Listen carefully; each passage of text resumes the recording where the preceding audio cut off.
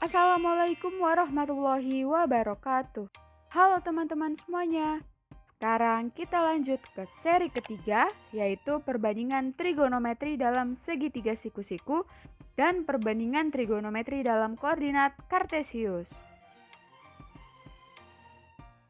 Setelah mengikuti pembelajaran pada video ini, diharapkan kalian dapat memahami dan dapat menjelaskan pengertian perbandingan trigonometri, yaitu sinus, kosinus, tangen, kotangen, sekan, dan kosekan dalam segitiga siku-siku maupun dalam koordinat kartesius. Jangan lupa untuk membaca petunjuk pengerjaan yang ada pada lembar kerja yang sudah diberikan oleh guru kalian. Ikuti setiap langkah pembelajarannya dengan baik ya. Yuk kita mulai. Pada video sebelumnya, kita sudah mengetahui mengenai definisi trigonometri.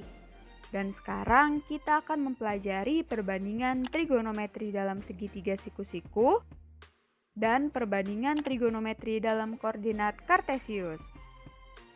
Yuk, kita mulai. Nah, di sini terdapat pernyataan bahwa sisi-sisi dan sudut-sudut pada suatu segitiga memiliki hubungan yang sangat erat. Oke, saya akan menjelaskan secara singkat mengenai pernyataan tersebut. Misalkan terdapat segitiga siku-siku di mana sudutnya adalah theta. Kemudian sisi-sisinya adalah A kecil, B kecil, dan C kecil. Jika sudut tetanya diperkecil, maka akan menjadi seperti ini. Apa yang terjadi? Ya, sisi A berubah menjadi lebih pendek dari sebelumnya. Dan sebaliknya, jika sudut tetanya diperbesar, maka akan menjadi seperti ini. Dan apa yang terjadi? Ya, sisi A berubah menjadi lebih panjang dari sebelumnya. Dari kasus tersebut, dapat kita pahami bahwa sisi A memiliki hubungan yang erat dengan sudut theta. Begitu juga dengan sisi B dan C.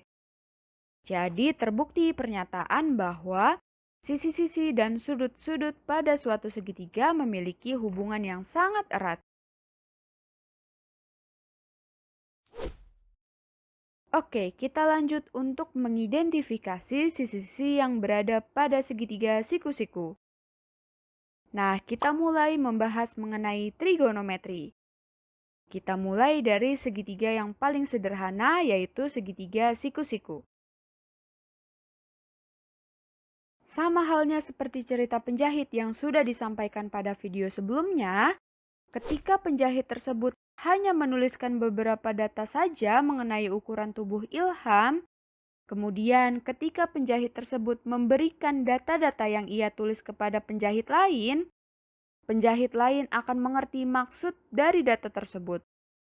Jadi, antara penjahit satu dengan penjahit lainnya memiliki bahasa atau istilah umum yang mereka gunakan. Nah, begitu juga dengan trigonometri. Kita harus tahu bahasa atau istilah umum yang digunakan pada segitiga. Nah, di sini terdapat segitiga ABC, kemudian sisi-sisi yang berhadapan dengan masing-masing sudut kita namakan dengan huruf kecil. Sisi yang berhadapan dengan sudut A kita namakan sebagai A kecil.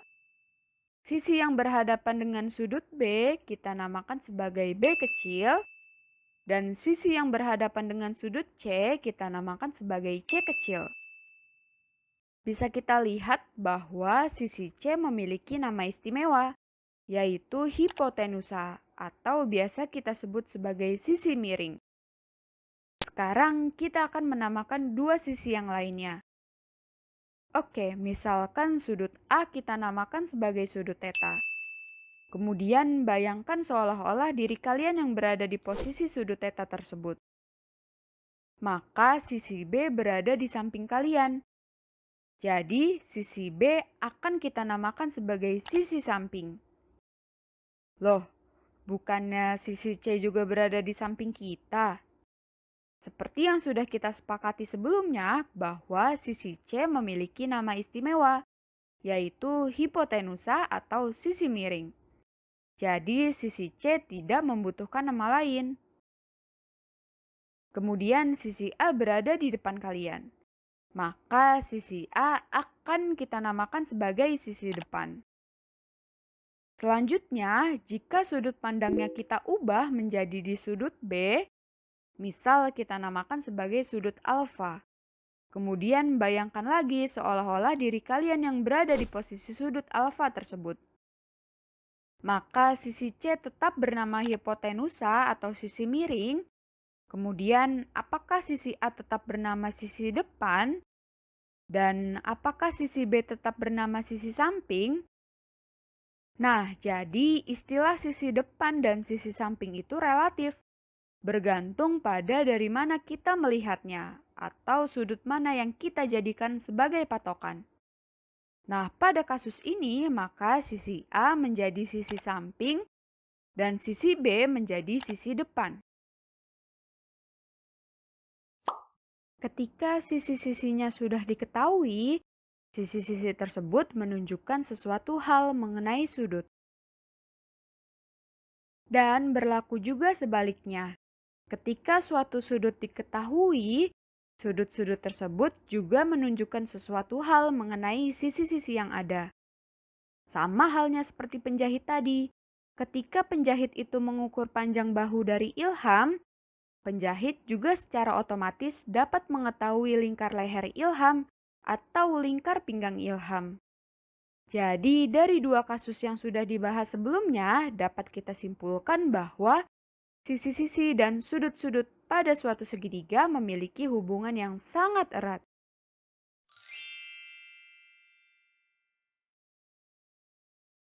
Jadi, untuk memahami hubungan apa yang sedang terjadi di antara mereka, saya akan mengenalkan rasio-rasio yang digunakan pada trigonometri. Nama rasio yang pertama adalah sinus, atau bisa kita singkat sebagai sin. Dan karena kita berpatokan pada sudut theta, maka kita sematkan theta di belakangnya, menjadi sin theta. Kemudian ada kosinus, atau bisa kita singkat sebagai cos theta. Dan tangen, bisa kita singkat sebagai tan theta. Seperti yang kita tahu bahwa rasio adalah membandingkan dua kuantitas yang ada. Nah, dalam hal ini sin theta merupakan rasio yang membandingkan antara sisi depan dan sisi miring. Kemudian cos theta membandingkan antara sisi samping dan sisi miring. Tan theta membandingkan antara sisi depan dan sisi samping. Nah, untuk menghafal ketiga rasio ini bisa dengan cara menggabungkannya menjadi sebuah kalimat yang mudah untuk dihafal. Misal, untuk menghafal perbandingan sin theta sama dengan depan per miring, dapat kita gunakan kalimat Sinta dengan Mira. Kemudian untuk cos theta sama dengan samping per miring menjadi kosambi, seperti nama suatu daerah. Dan tan theta sama dengan depan per samping menjadi tante tinggal di desa. Adakah yang menyadari bahwa tan memiliki hubungan antara sin dan cos? Ya, jika perbandingan sin theta kita bagi dengan perbandingan cos theta, yaitu depan per miring per samping per miring, maka akan menghasilkan depan per samping. Jadi, dapat disimpulkan bahwa tan theta sama saja dengan sin theta per cos theta. Nah, terdapat 3 rasio lagi yang wajib kita ketahui, yaitu kosekan, sekan, dan kotangen. Mereka bertiga merupakan kebalikan dari perbandingan sin, cos, dan tan. Yang pertama, kosekan. Kosekan merupakan kebalikan dari perbandingan sin. Jadi kosekan theta sama dengan 1 per sin theta. Jadi kosekan theta sama dengan miring per depan. Kemudian ada sekan. Sekan merupakan kebalikan dari perbandingan cos. Jadi sekan theta sama dengan 1 per cos theta. Jadi sekat theta sama dengan miring per samping. Dan yang terakhir ada kotangan. Kotangan merupakan kebalikan dari perbandingan tan. Jadi kotangan theta sama dengan 1 per tan theta. Jadi kotangan theta sama dengan samping per depan. Jadi itulah istilah-istilah yang akan kita gunakan dalam mempelajari trigonometri. Sekarang mari kita pelajari beberapa macam soal yang ada yang berkaitan dengan pengaplikasian perbandingan trigonometri pada segitiga siku-siku. Soal pertama yaitu, pada segitiga KLM di bawah ini, nilai dari sin alfa ditambah cos beta sama dengan. Perhatikan letak dari masing-masing sudut alfa dan sudut beta yang berada pada segitiga KLM. Yang pertama kita akan cari yaitu sin alfa. Tetapi sebelum itu kita tentukan terlebih dahulu yang mana hipotenusa atau sisi miring pada segitiga KLM. Ya, sisi miringnya adalah sisi KL yang panjangnya adalah 10. Karena seperti yang kita ketahui bahwa sisi miring pada segitiga siku-siku lebih panjang dibandingkan kedua sisi yang lainnya. Kemudian, langkah selanjutnya adalah kita tentukan sisi depan dan sisi samping. Tadi di awal kita ingin mencari sin alfa terlebih dahulu. Maka kita jadikan sudut alfa menjadi patokan. Kemudian tempatkan diri kalian seolah-olah kalian sedang berada di sudut alfa. Ketika kita menjadikan sudut alfa sebagai patokan, maka sisi sampingnya adalah sisi KM yang panjangnya adalah 6 dan sisi depannya adalah sisi LM yang panjangnya adalah 8. Karena kita ingin mencari sin alfa, maka kita harus ingat kembali bahwa sin alfa sama dengan depan per miring. Nah, sebelumnya kita sudah mendapatkan sisi depan sama dengan 8 dan sisi miringnya sama dengan 10. Jadi sin alfa sama dengan 8 per 10. Kemudian untuk mencari cos beta, maka kita jadikan sudut beta menjadi patokan. Kemudian tempatkan diri kalian seolah-olah kalian sedang berada di sudut beta. Ketika kita menjadikan sudut beta sebagai patokan, maka sisi miringnya tetap yaitu sisi KL yang panjangnya adalah 10. Sisi sampingnya yaitu sisi LM yang panjangnya adalah 8 dan sisi depannya adalah sisi KM yang panjangnya adalah 6. Karena kita ingin mencari cos beta, maka kita harus ingat kembali bahwa cos beta sama dengan samping per miring. Nah, sebelumnya kita sudah mendapatkan sisi samping sama dengan 8 dan sisi miring sama dengan 10. Jadi cos beta sama dengan 8 per 10. Nah, karena kita diperintahkan untuk mencari nilai dari sin alfa ditambah cos beta, maka dapat kita simpulkan bahwa sin alfa ditambah cos beta sama dengan 8 per 10 ditambah 8 per 10 sama dengan 16 per 10. Jika disederhanakan menjadi 8 per 5. Jadi sin alfa ditambah cos beta sama dengan 8 per 5.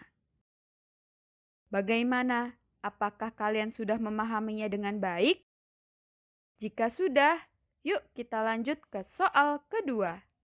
Nah, pada soal kedua, yaitu jika tan A sama dengan 3 dengan sudut A lancip, maka sin A sama dengan... Pertama-tama kita gambarkan terlebih dahulu sebuah segitiga siku-siku ABC, di mana pada soal diketahui bahwa sudut A merupakan sudut lancip. Jadi sudut A dapat kita letakkan di sini ataupun di sini. Misal kita letakkan sudut A di sini, maka kedua sudut yang lainnya adalah sudut B dan sudut C. Kemudian di soal juga diketahui bahwa tan A sama dengan 3, atau bisa kita tulis sebagai tan A sama dengan 3/1. Apakah ada kemungkinan lain yang juga menghasilkan 3 selain 3/1?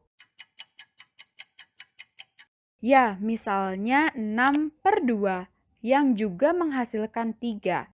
Jadi sisi depannya adalah 6 dan sisi sampingnya adalah 2. Atau bisa juga 9/3. Jadi sisi depannya adalah 9 dan sisi sampingnya adalah 3. Nah, kalian boleh memilih salah satu dari beberapa kemungkinan yang ada, karena kemungkinan-kemungkinan tersebut akan menghasilkan hasil akhir yang sama. Silakan kalian buktikan sendiri ya. Dan karena di soal adalah tan A, maka kita jadikan sudut A sebagai patokan. Jadi sisi depan dari sudut A adalah sisi BC, dan sisi samping dari sudut A adalah sisi AB. Dan karena tan A sama dengan 3/1, di mana tan theta sama dengan depan per samping, maka dapat kita simpulkan bahwa 3 merupakan panjang sisi depan dari sudut A, yaitu sisi BC. Dan 1 merupakan panjang sisi samping dari sudut A, yaitu sisi AB. Nah, karena di soal diperintahkan untuk mencari sin A, di mana sin A sama dengan depan per miring, maka kita harus mencari sisi miringnya terlebih dahulu dengan menggunakan teorema Pythagoras, yaitu sisi miring kuadrat sama dengan sisi depan kuadrat ditambah sisi samping kuadrat. Atau sisi miring sama dengan akar dari sisi depan kuadrat ditambah sisi samping kuadrat.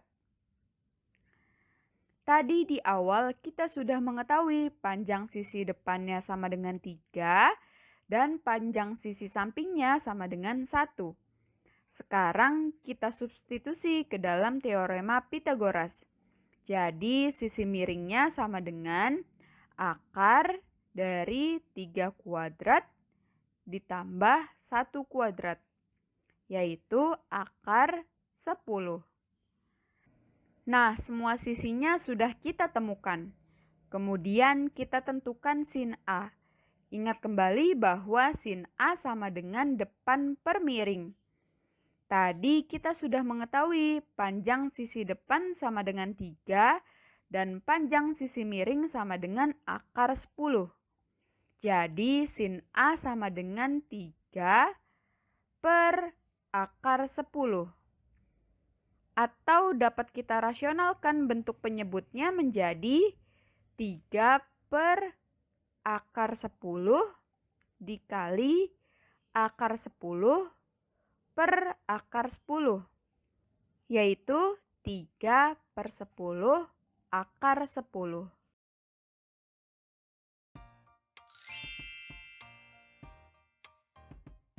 Dari penjelasan tersebut, kita sudah memiliki pengetahuan awal mengenai perbandingan trigonometri. Dimulai dengan segitiga yang paling sederhana, yaitu segitiga siku-siku, di mana sudut-sudut yang digunakan hanya sebatas sudut-sudut yang terdapat pada segitiga siku-siku saja, yaitu sudut-sudut lancip. Nah, bagaimana jika yang kita gunakan adalah selain sudut lancip? Jawabannya ada di seri berikutnya, yaitu seri 3.2 mengenai perbandingan trigonometri dalam koordinat kartesius. Untuk lanjut ke seri berikutnya, klik video yang ada di sini ya.